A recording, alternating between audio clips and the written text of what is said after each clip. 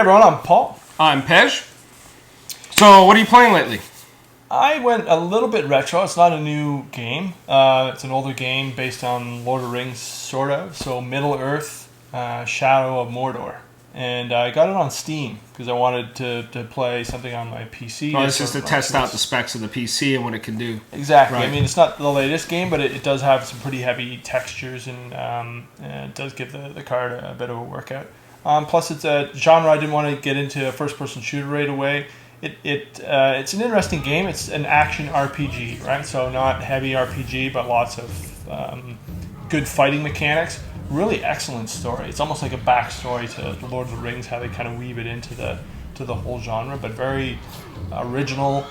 The fighting mechanics are outstanding. The closest thing I could think of is the Batman series, the Arkham Asylum, all those games. Very intense sort of combat, and then you do get different upgrades to your weapons as you go and special abilities all the time, so it doesn't get boring. There's always something new that you can do. What's the graphics like? I mean, so you've got the 970, right? 970 high-end graphics card. 980 Ti. 980 Ti. Right. Brand new systems. What did it do? How did it perform?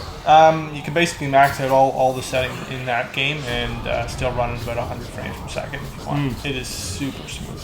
I actually chose, even though this is me going from PC game or console to PC, I didn't use the mouse. I actually used the Xbox controller. And I think for this game, it is a bit of a button masher. I mean, I'd wear out my mouse.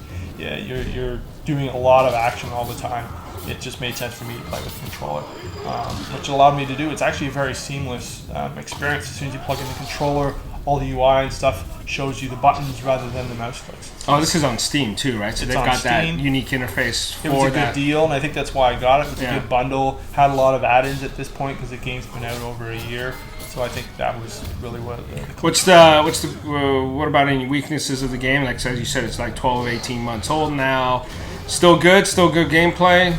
It's an awesome story, and game mechanics are really honed, and it got really good reviews. It got really good reviews. Yeah. I mean, it can be a grind, but I think it's only if you make it that. If you want to go right for the plot lines and not be the completionist, then you can do that. But to me, I liked all the side missions. It's got some strategic elements to it as well because you're trying to take out the captains and the war chiefs and everything else, and there's alliances between them all. So if you take out certain people, it really weakens all the other forces around them.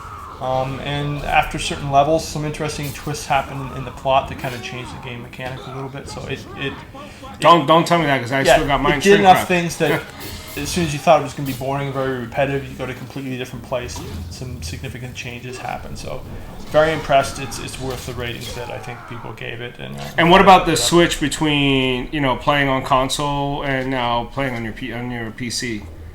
I think because I was able to use a controller, it was almost seamless to me. But I mean, the graphics are really phenomenal. I don't have a side-by-side comparison to show on the Xbox One version or anything like that. But the PC version is definitely pretty sweet looking. I'll show some footage here of it as well. It looked really good.